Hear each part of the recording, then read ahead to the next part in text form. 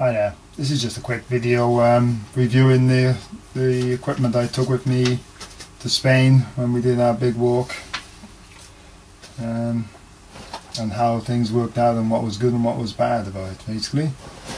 First off is my backpack, which looks very familiar probably to most people.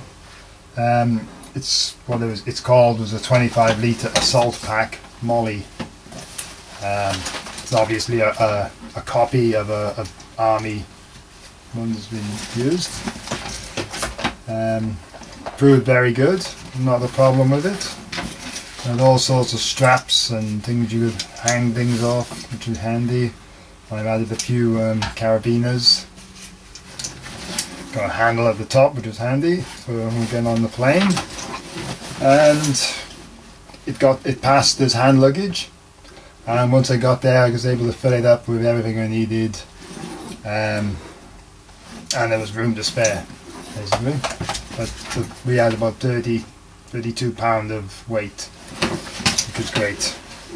This little pack on the bottom here, actually I had it attached to the belt, which had all my stuff I needed during the day, any food I had, or the first aid kit, anything I needed reasonably quickly rather than having to take the pack off and get to.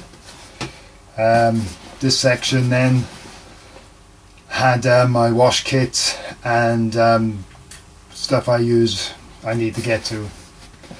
Inside it was all the clothes, wet weather gear which we didn't need,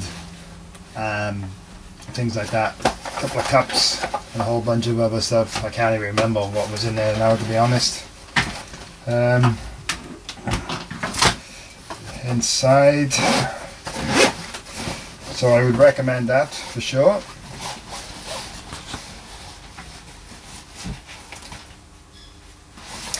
Inside the pack, there's right on the pack there's you can put a water bladder inside there, and obviously they come out of these little tabs here, which was handy. I didn't use it on this trip, but I also had some plastic sheeting which I had planned to put on the beds, because we've been sleeping in bunk beds and there's all stories about people having problems with bug bags, and I thought I'd put some of that over each time I slept, but I didn't need it because at each hostel they provided something very similar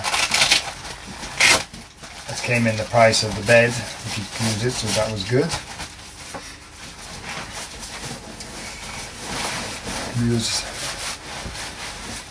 I had two of these which I took for stuff sacks, which I had strapped on various places to put my sleeping bag in, and any extra clothing, whatever. They were very handy for tying things on.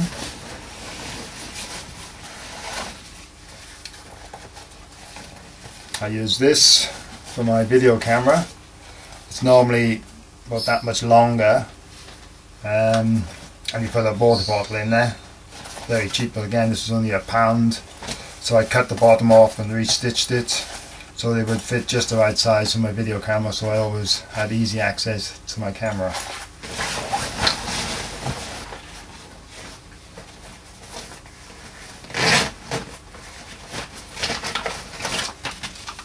These things were brilliant, very useful. They cost less than £1 each from the watch shop. You can get probably more expensive ones, but these were fine. I've been using them for a few months now, and they were great on holiday. Everywhere we went there was lots of little fountains in villages and on farms. We'd fill it up with water and just hang it off your belt, or I had mine on my backpack. Brilliant, never leaked, nice and flat for when we come back to the airport.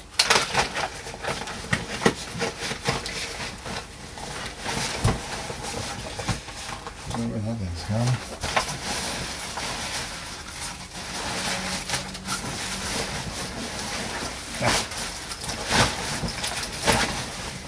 Now, this last piece was a small bag. I don't know how long I've had it, but I've had it a long time, and I kept this with me all the time.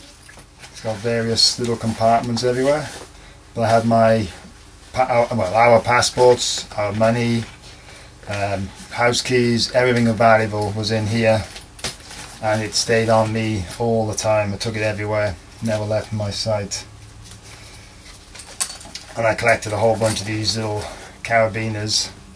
Again, I think I got them free for £1. Obviously not, you couldn't hang off them I suppose, but excellent for adding little bits to yourself, flipping yourself together. And I think that's the main thing. The things which didn't work were my boots. I ended up chucking the boots on the last day because a big lump appeared in the heel. I don't know whether you've noticed, but since I've been back I've added a couple of little paracord little tags which are easy to feel in the dark, grab onto when you can't. It's got good light there and there, and I've got to make up a couple more for the pouch down here.